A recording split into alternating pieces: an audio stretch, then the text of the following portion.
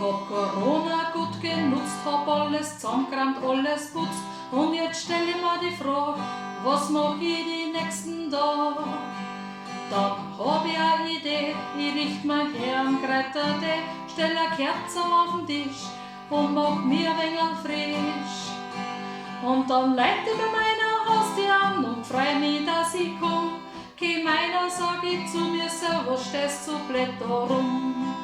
Ich freu mich, weil ich nicht so selten seh. Ich freu mich, weil ich sonst nie was von mir krieg. Ich freu mich, weil ich hab mir so viel zum Sagen. Ich freu mich, weil ich kann mich endlich alles fragen. Endlich sitzen wir gemütlich zusammen und wir werden eine Gaudi haben, aber auch mal einig spüren, was sagt Herz und Bauch und Hirn. Ich frag mal nebenbei, wie geht's da denn noch gleich? Und passt schon gut heut nicht, heut wird endlich die Wahrheit geredet. Und dann sind wir grad so drin und ich vertrau mir an, dass ich oft auch nur so tue, als wie wenn ich was kann. Ich freu mich, weil ich mich so selten seh. Ich freu mich, weil ich sonst nie was von mir krieg. Ich freu mich, weil ich hab mir so viel zum Sagen. Ich freu mich, weil ich kann mich endlich alles fragen. Mein Besuch, der mich jetzt weg, wieder zurück in sein Versteck.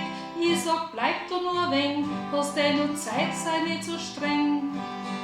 Doch mein anders Ich braucht Ruhe und hat von mir jetzt nur. Sag, vergiss mich nicht für Gott, dann Chefin, der war recht kommod. Und dann bring ich mich zur Tür und sag, leit's mal wieder an. Es kommt Zeit, dass ich daheim bin, wen zum Reden brauchen kann. Und dann so geht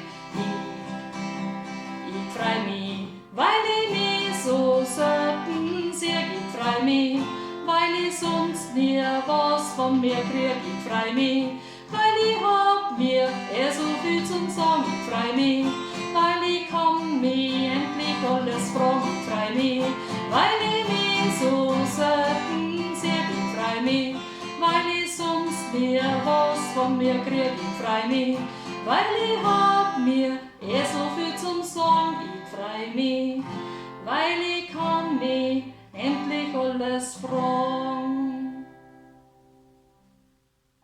Besucht euch wieder mal selber.